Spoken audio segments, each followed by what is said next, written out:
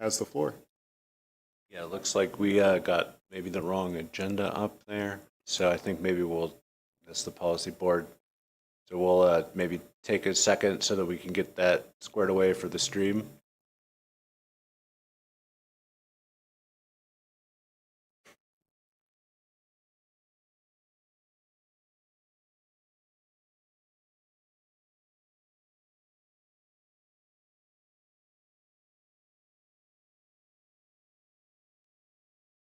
So in the meantime, typically we do have the county go first, but I think Stu's not going to be here for a little bit. I didn't really have any big questions on his projects, but I thought I might start with the two cities just in case he pops in and has something he needs to add for us. If that's all right with you, Doug.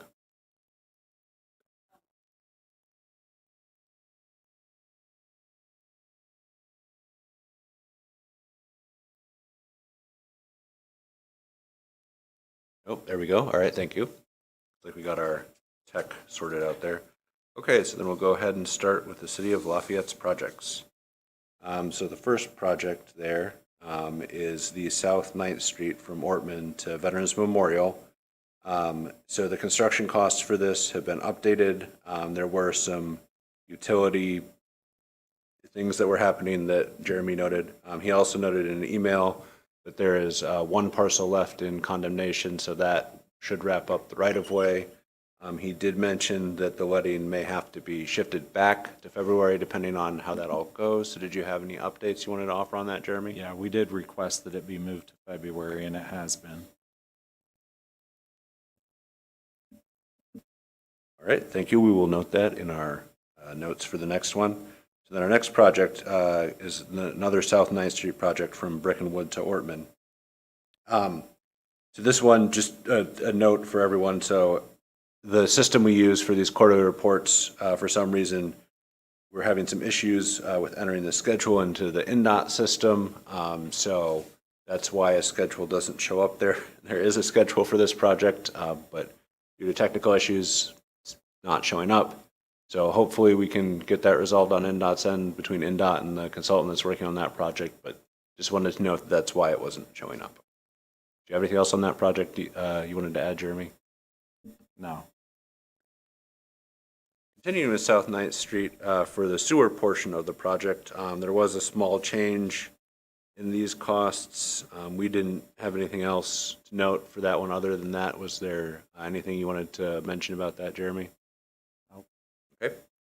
And then for the bridge portion of the South 9th Street, we didn't have any comments for that either.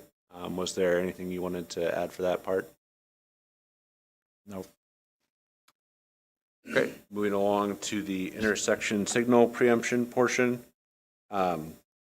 So we did get some information from Jeremy that the environmental reporting should be wrapped up this month, and therefore the rest of the projects we should be able to hit those milestones. They are a little bit quick, but it is a smaller project, so there isn't as much for that as there might be for some of your more traditional road projects. Did you have any updates on the scheduling for that or anything else you wanted to add to that, Jeremy? No, I mean, in addition to what you said, we're working on stage 3 plans right now. Should have those turned in middle of September 12th, I believe.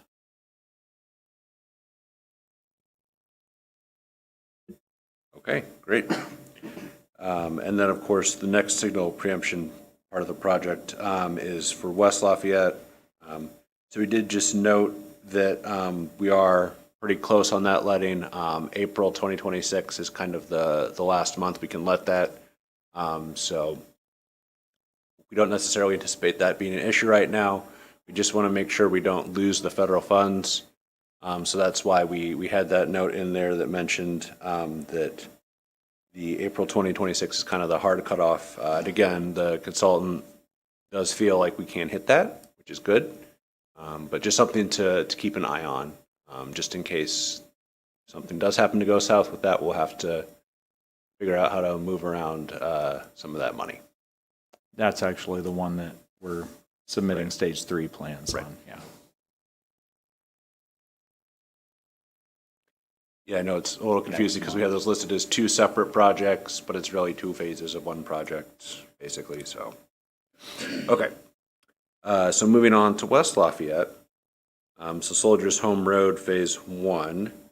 So not much from us. There was a public meeting that happened on August 12th. Jenny, I don't know if you had anything you wanted to add about that? No, there were several comments made during that meeting, and then it's open for email comments after that. I believe that the deadline for that. And then we had some big. Sure. Yep. Okay. So then our next project for West Lafayette was westbound special 52 ramp. So again, part of Soldiers Home Road. So we just noted, of course, that there was a change in cost, which we knew about. Yeah, so that was noted in the quarterly reports.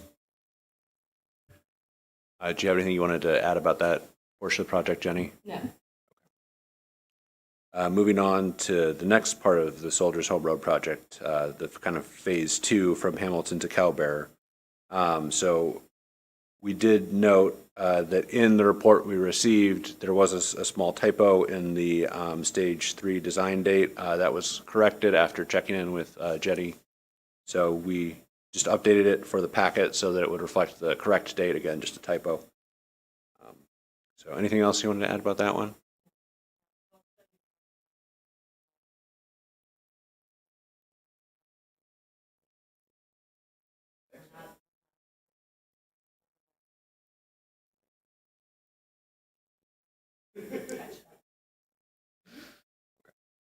And then the last one for West Lafayette is the Sagamore Parkway Trail. We did not have any comments on this. We know it's very close to being closed out and just a few small things that takes a little bit of time.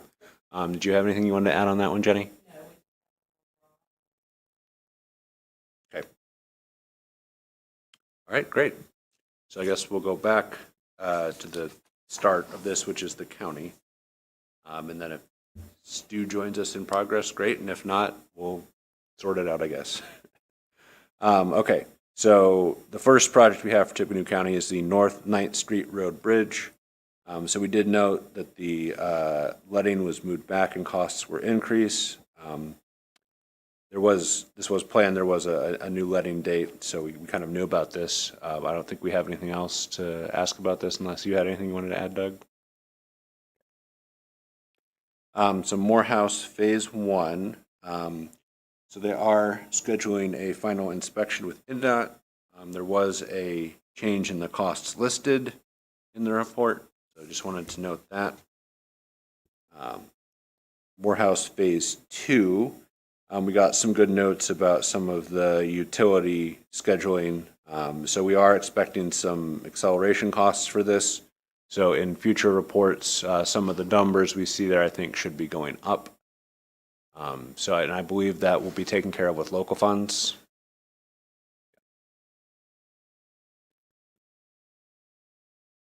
Okay. Yeah, so we'll keep an eye on that for future reports. So moving on to our next one, Bridge 64. So the right-of-way is moving forward on this, and it is paired with Bridge 65, so it looks like the right-of-way is progressing for both of those. So that was kind of our note there. Anything you wanted to add, Doug? Could you? I think it was 64. They were having trouble with our environmentals, and it's kind of delayed the process a little bit. But other than that, I think design's going fine.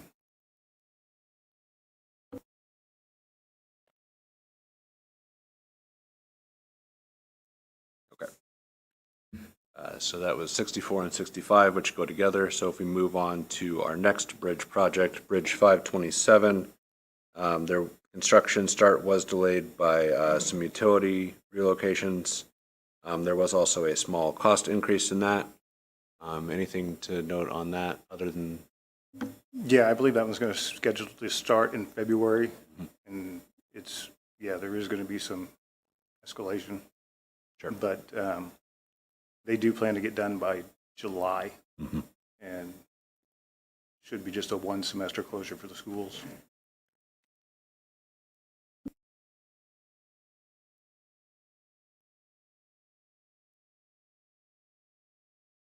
All right, great, thank you. Moving on to the next couple of bridge projects, Bridge 80 and 83, which are also bundled together. So there was an adjustment in the environmental report date. There were some delays in some of the review time, so that's why that one slid back. 80 and 83 are still expected to let together as a pair in January of 28. So any other additional comments on that? Moving on to the next project, North River Road from West Lafayette city limits to I-65. This is one of our newer reports, so we did get a schedule in there, and there were some small cost adjustments to kind of clean up a few things with that. This isn't a high dollar project particularly, so wouldn't expect too much from it, but you never know, I guess. Any comments on that one?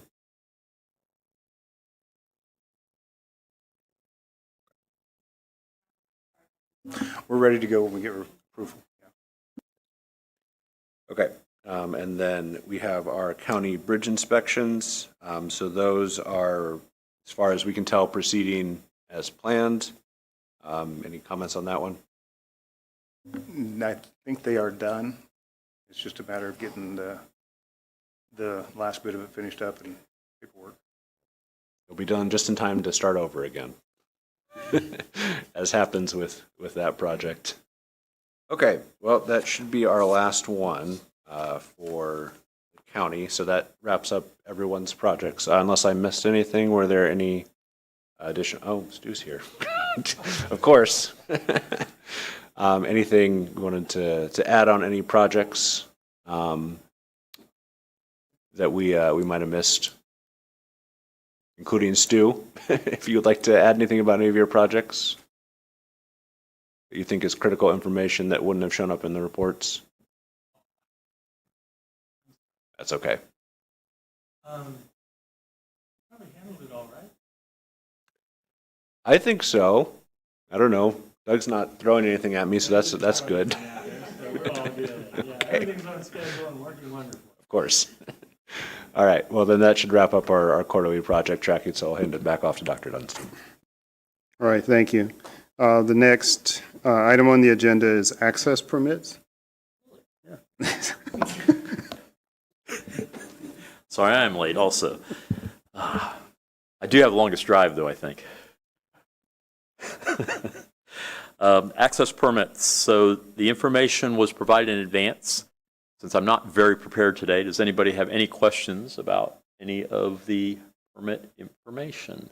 These are active commercial drive permits in the Tippecanoe County area.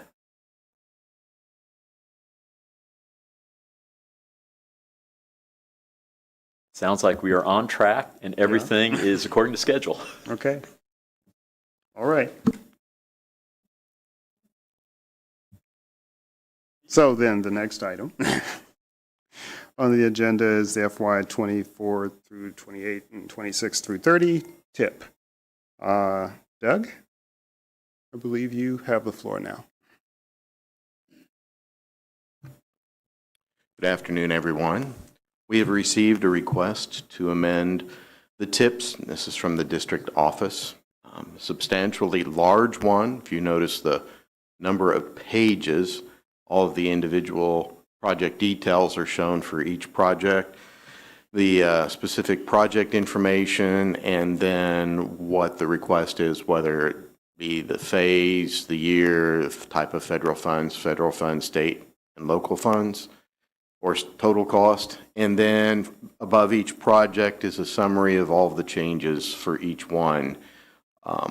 A lot of them are just minor changes. Some of them, the years change. Some of them, the federal funds or the type changes. But overall, basically a very comprehensive update of pretty much all of the NDOT projects that are shown on our tip.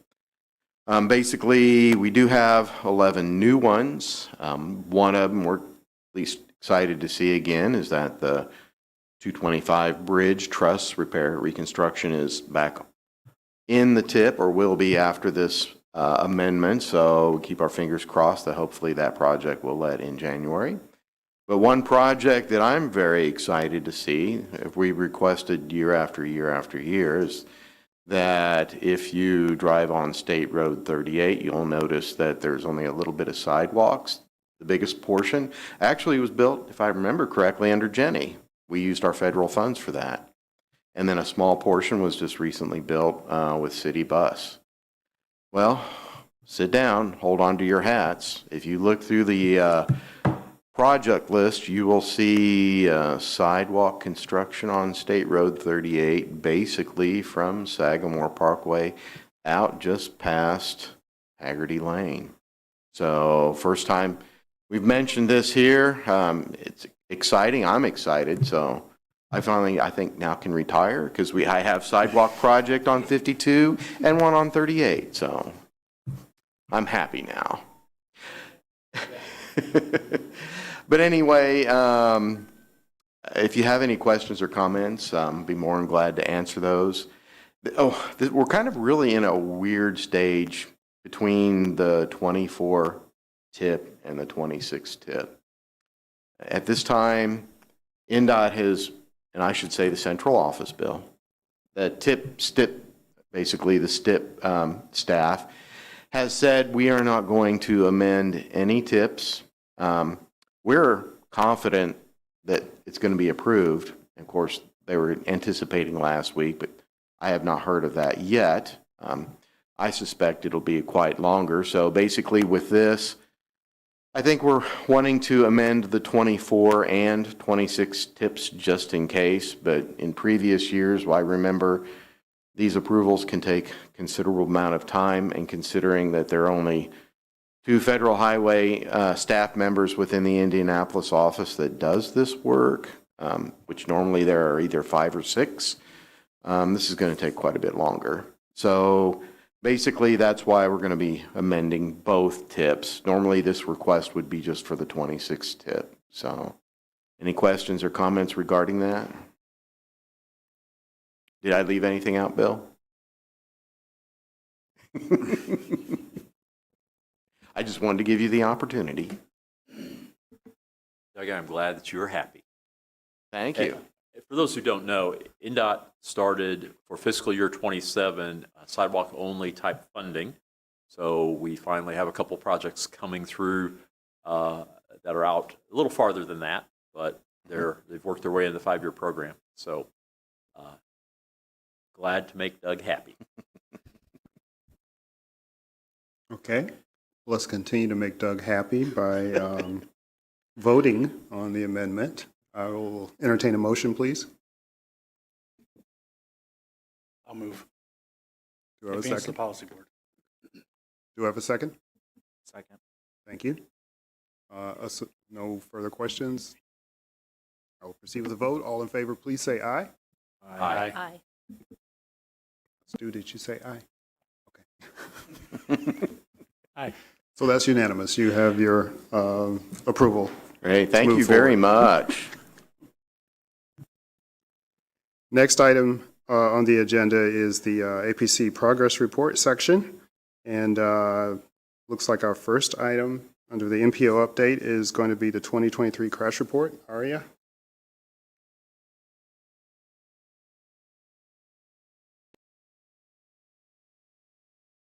I've got to control it with my laptop, so I'm going to sit over there if that's okay. And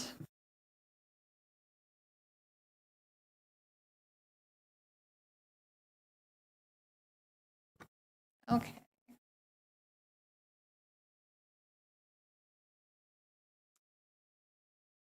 So last month I brought to you the annual fatality report that covered the last 10 years for fatalities in the county. This is all crashes, so injury crashes, fatality crashes, and property damage only crashes, PDO crashes. This report covers primarily the last 5 years before 2023. It's very lengthy, so I will not cover everything today. I will just do a brief overview. I'll start with kind of the top line crash data that's in here somewhere. Here we go, all crashes.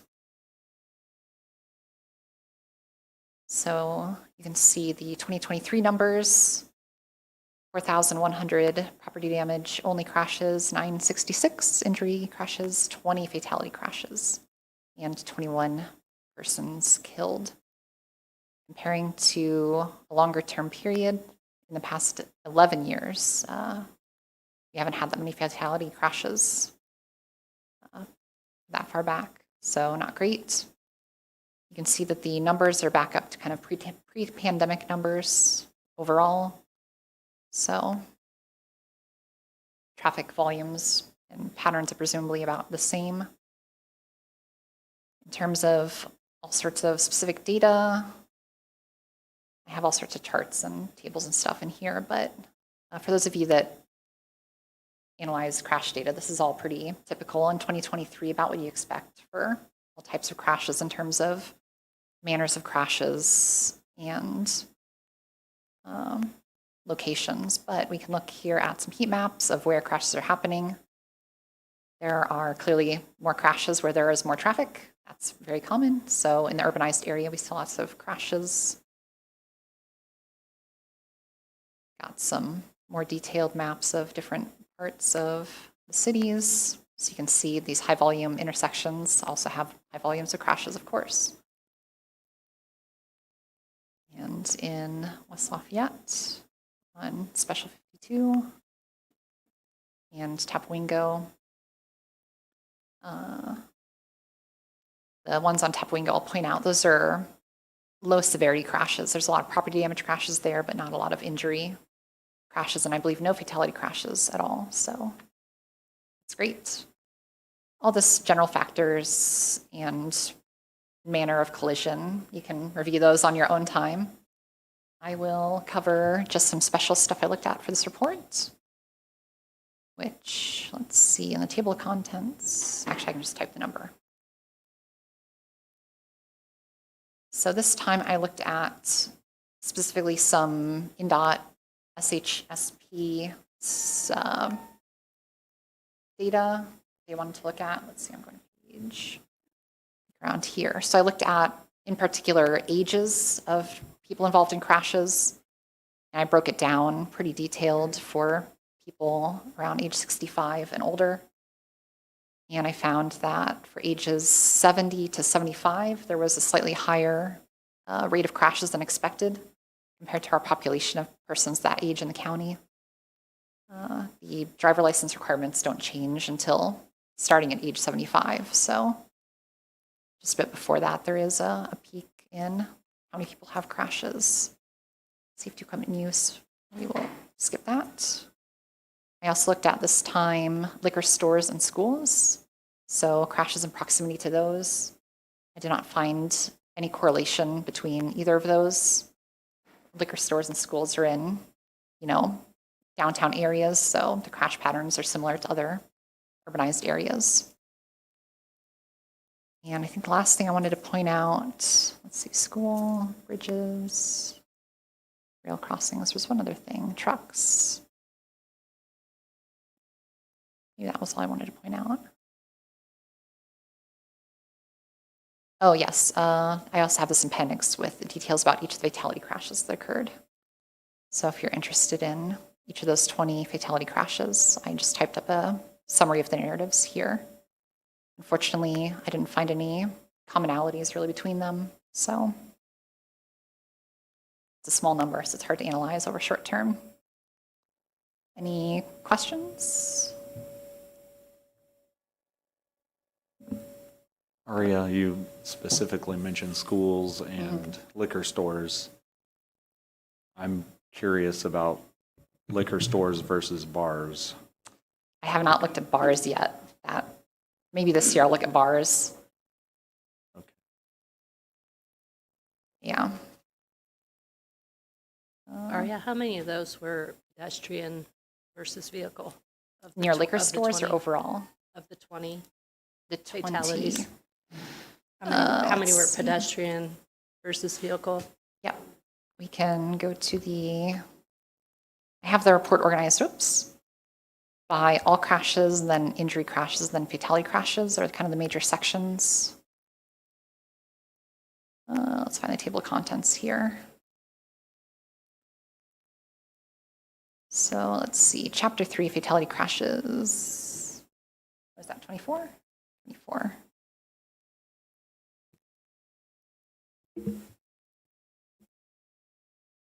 the end of each report, I have the SHSP emphasis areas for all you INDOT folks that are interested. Here we go, fatality crashes.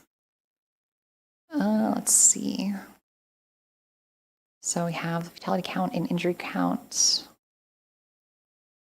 And actually, pedestrian crashes might be in the pedestrian section.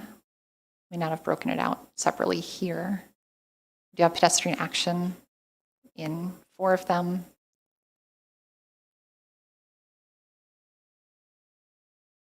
And yeah, I think it must be in the pedestrian section. Are those just ones where the pedestrian was noted to be an action that the pedestrian made caused the fatality? Yes, that's the primary factor in the officer's But judgment. But there could be other pedestrian crashes amongst the other 16, right? Just Yes, there could be definitely not pedestrians coded that way. involved. Yeah, pedestrians aren't always listed as the primary factor when there's pedestrian involved in a crash. Here we go. Vulnerable road users will also have this data. I did some lighting, darkness versus light analysis as well. That was interesting. Here we go. So overall crashes for vulnerable road users, you can see 54 pedestrian involved crashes in 2023. Got severity, here we go. So pedestrians killed, okay, 0, yep. So 0 pedestrians killed in those, but so we have 5 pedestrians killed, 32 injured. Also compared to motorcycles, MC, and bike. And I think I have this broken out some other ways as well. Here we go, just an overall severity versus vulnerable user type. So you can see those numbers here.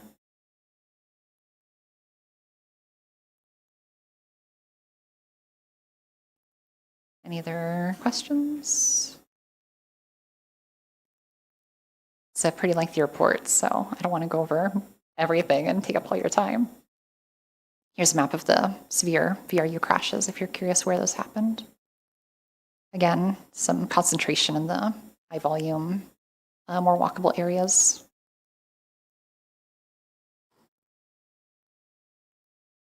All right.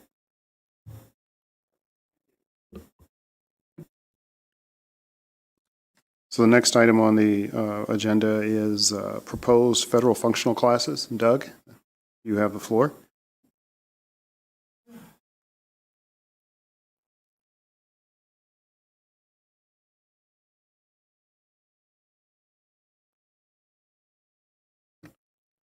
Hey, I'd like to give you an update on our proposal of updating the functional classification of roads within Tippecanoe County. Remember last year we actually submitted the classification and it basically just sat in limbo for many, many months. And fortunately here within the last couple months, the dam broke and we have been actually going back and forth, not only with emails, but also with actually meetings and discussing all of the proposed changes that we recommended. I mean, there were a substantial number. And these maps that we have included in the tech packet are the changes that the INDOT Central Office staff has made. The numbers indicate the type of functional class. For example, 7 would be a local road, 6 would be like a minor collector. Basically, the changes here do match what we suggested, and we did bring this up before the committee here, unfortunately, last year. So we did go through all of these changes and found a couple things that we asked to be looked at. It was just a handful. So those have been submitted, and once we both are in agreement and we're very close, what we'll do is we'll bring the functional class maps back to this committee and then send them out earlier so everybody has a chance for to review.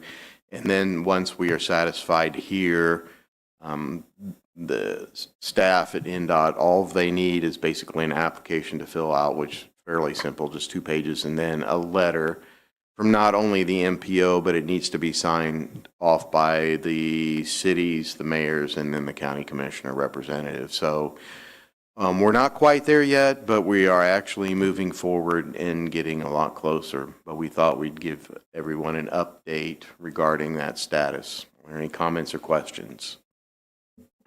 Got one. Yes. The proposed road, like 425 North, being built next season, at what point do you classify that? That's a good question because we did include it in the proposal. And in our discussion here, that was some questions, or a question, not only that road, but others that were in the works, such as example, Park East Boulevard. Mm-hmm. You know, that road's being built. So we actually included that in our submittal. And in our discussion, the question was asked, well, where does this stand? So those basically that were going to be built basically within the next couple of years, they went ahead and included. So that will be included, both, of course, Park East and 425 North in the functional class system.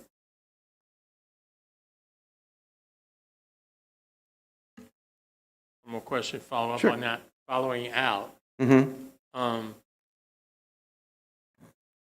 impact studies, especially around West Lafayette and the Hynet, that are projecting quite higher volumes on some of the roads, like 500 North, et cetera. And at what point do those start kicking in? It's projected, it's witchcraft numbers, but do you wait for actual volumes? Well, I think when the decision actually is starting to build, I mean, we've only seen the one cursory traffic impact study. Right. And it'd be It's nice early. to see if there has been another one or a follow-up one. Maybe what we need to do is have a sit-down meeting with various different representatives to discuss how this is going to lay it out, what they think is going to happen, what they would like to happen. And then, of course, we are building a new traffic model. So once we have that up and running, we can actually test to see what happens. But I suspect when things come online in the next 2 or 3 years, when actually things look like they're moving forward, we'll probably have to revisit that area to see what works and what doesn't. Well, full disclosure, I'm just trying to figure out at what point we're being told this is going to happen. So then for funding, if we get a call at a major collector or even, you know what I'm saying? Yeah. As they scale up, we stand better chance to get it's chicken or the egg. At what point they start pushing? So that's why I'm asking. Yeah. At what points do those jump? Roads that are classified as a major collector or higher, excluding safety funds, because you can use those on any type of road, are eligible for federal funds. So anything minor collector or a local road, which we suspect if there's changes to a minor collector that are needed, and if we see that needs to increase or go up to a major or even higher, then we can actually request an update, because they do these case-by-case basis as well. And we used to do this. So if it seems like there's a move or a push for that, we can handle that. There is a process to do that. But it's unlikely it'd be a preemptive based on studies that you would start jumping anything. I'm just obviously thinking about impact on applications. Yeah, I mean, if we had something more concrete at this time, we probably would have included it, but yet, it was just a cursory study and only looked at a select number of roads. There wasn't enough information to request any additional changes than what we did, so. So a box of donuts isn't going to get it moved up. Yeah, so I have a feeling we'll probably revisit this in probably a couple years, Okay, maybe if not sooner. thank you. Sure.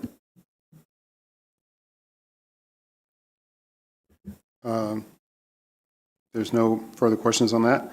We'll move forward. Doug, you can continue with the District Safety Summit and then the 18-month letting list after that. Sure, be more than glad to. Thank you. Something that's coming up fairly quickly on September 4th, and this will be held at the Purdue Beck Agricultural Center here in West Lafayette, is NDOT's Crawfordville District Safety Summit. And basically, throughout the day, I did bring a copy of the agenda, so if you'd like to see that afterwards. A lot of discussion regarding safety and safety projects. All throughout, I mean, it's a very, it looks like a very good agenda. There's going to be a lot on it. And actually, we were asked if we would like to do a presentation, and we are planning on doing one. And basically, it's going to be coming from a local perspective. And in our discussion, in terms of which safety project to focus on, because we only have like a half an hour, I could do at least 2 or 3 because we've done a lot of successful safety projects. The one we are focusing on is South Street, because we do have a very successful road safety audit. And then we followed that up with Safe Streets for All, applying for application. We have projects programmed in the tip, so we're going to focus on that one because it's, you know, it's pretty comprehensive. So we wanted to let the committee know that that is coming up next month. Thank you, Doug. I will add, this is our second annual Safety Summit. The first one, we targeted the audience of cities, towns, counties. And again, to reduce fatalities and injuries, we're all partners in that, since NDOT does not control all of the highway system in the state. But this audience this time is more aimed towards contractors and design consultants. So a little different audience, a little different focus, but again, it's always about trying to save lives and reduce crashes. So thank you for participating. Thank you, and thank you for letting us participate. Any other comments or questions regarding that? Okay, then I'll go ahead and jump into the 18-month letting list, which was in your packet. First project was on the July 9th bid letting. We didn't have that information for the previous month, but the project, a small structures and drain construction project, this project was awarded. There were 4 bids submitted. Interestingly, the engineer's estimate was just under $440,000, and the low bid, if I read the the page correctly, it was over $528,000. After that, the second project on your list, you'll notice it's in December. We have quite a bit of a dry spell between the July letting and the December letting. But following that, it shows a lot of projects in July. We've already had some discussion here regarding some of the local projects and changes regarding that letting. A couple other ones to point out, projects 13 and 16, those have changed. Basically, bridge thin deck overlays on I-65 going from an October 25 to a May 26 bid letting. And then a new one that's shown up on the bottom, project number 21, the North River Road project. Raised pavement markings, the installation in this project, if I remember correctly, is using the special safety funds that NDOT gave to local government agencies. So otherwise, everything that's denoted in S is the same from previous month with no changes. Any comments or questions? Thank you for your time. Okay. Thank you, Doug. The next item on the agenda is time made for other business. And I understand that there are a couple of items that were kind of last minute arrivals to the agenda. Under that, Stu, would you like to talk about Bridge 119?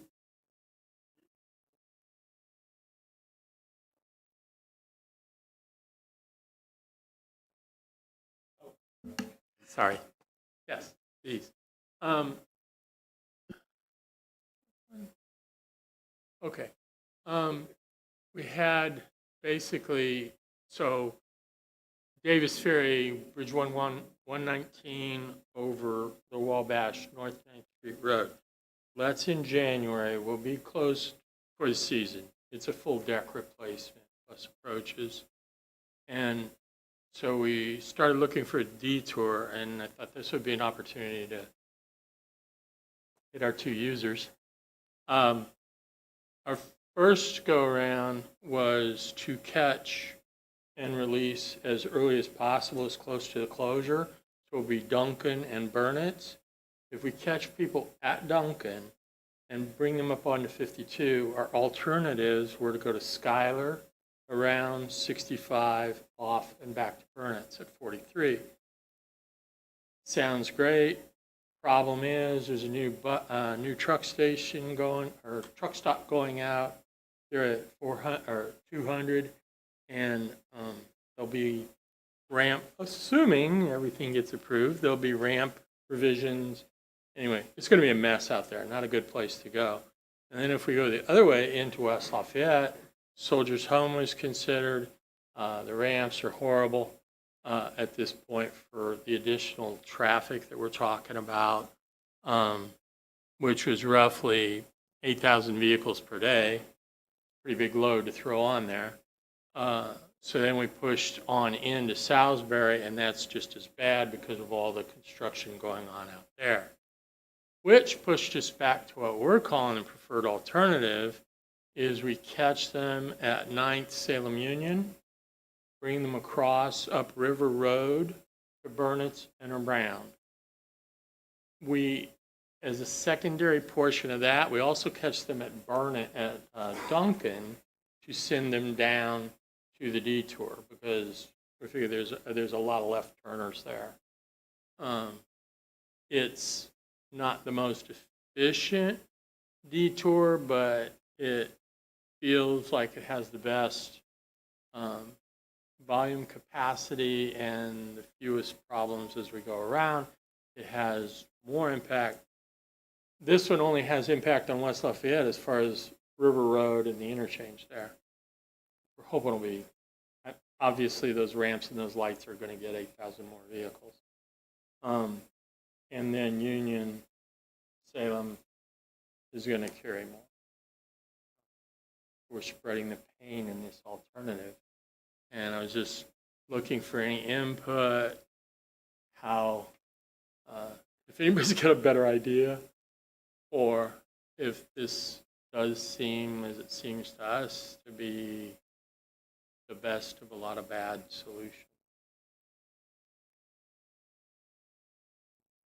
Do you guys have any input? I gave you 3 whole days.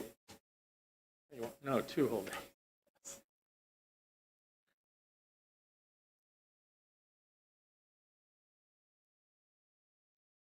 I guess one of my comments will be 8,000 people won't follow the signs, right? Right. So They'll be local. It'll be some portion of that. Somebody will say, oh, I know Soldiers Home Road will get me there. And This is simply our marked detour. you didn't think that the Schuyler one made as much sense because of there's going to be ramp construction going on? Ramp construction and that new truck stop going opposite Love's.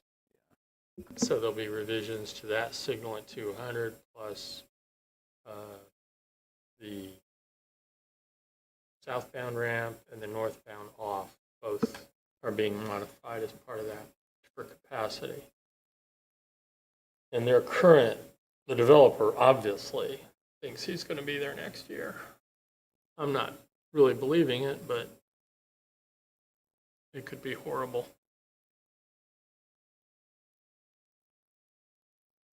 That would probably be my preferred if that wasn't happening. Out at Jeremy, I think 65. a lot of people will go that way regardless of Yeah. the signed route. They will. I think so too. It will. It is the easiest, but that was our first look, but just because of that work at the interchange, it scared us away from that. And then everything squared us, scared us away from West Lafayette. There's no good north-south through there. Did you consider a ferry? Temporary bridge across the Wabash, we can do that.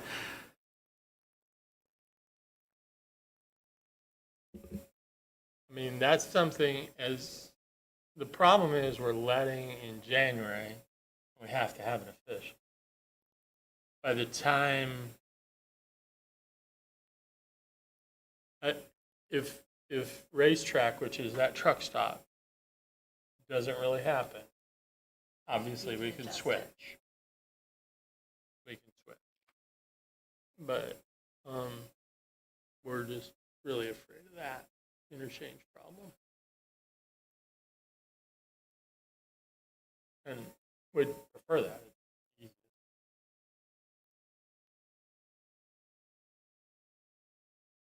So do we have any further input for Doug? For Stu, sorry.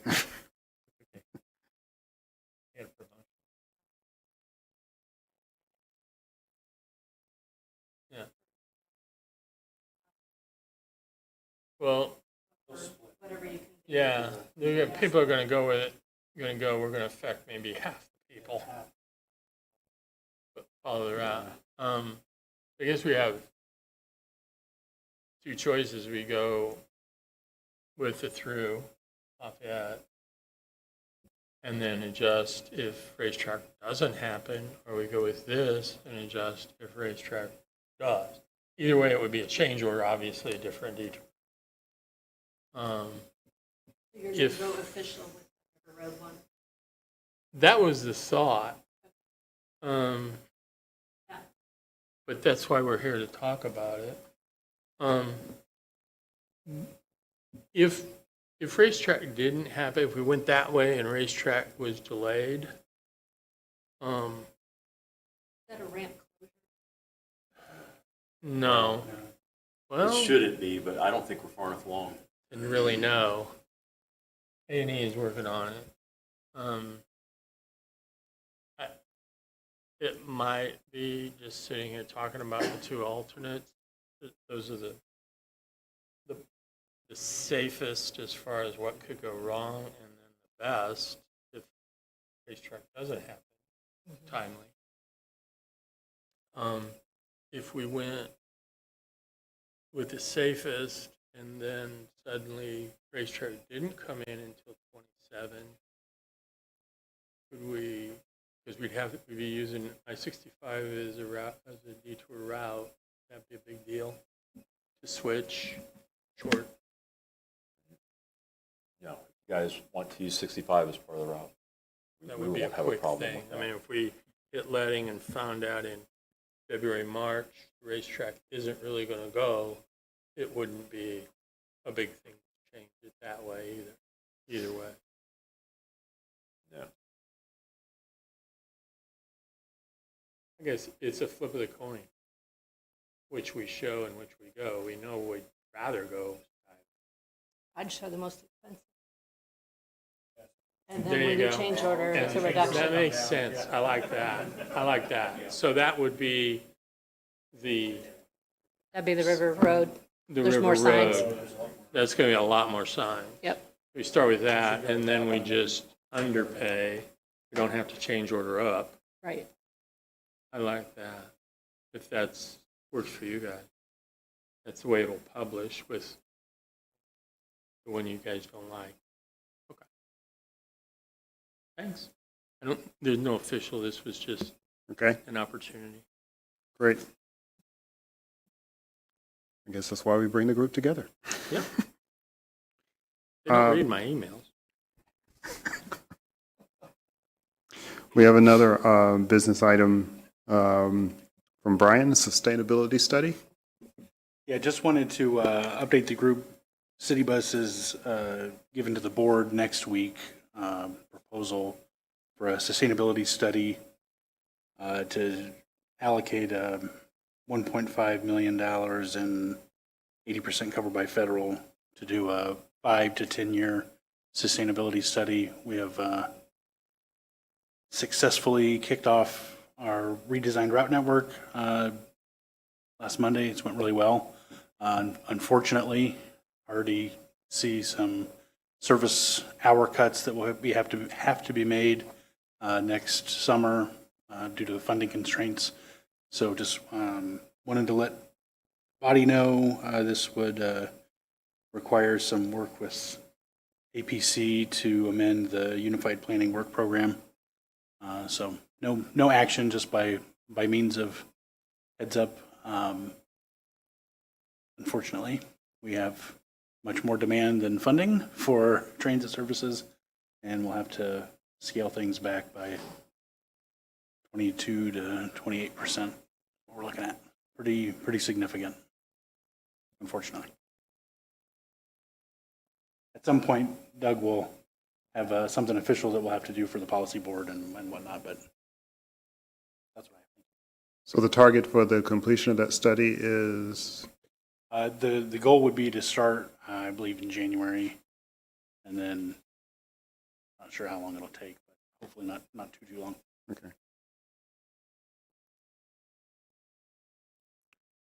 All right, thank you. The next item on the agenda is opportunity for citizen comments. There appearing to be none. The next item then is adjournment. I'll entertain a motion for that if the committee is ready. I have a motion. Do I have a second? Okay. All in favor, please say aye. Aye. This meeting is adjourned. We'll see you next month.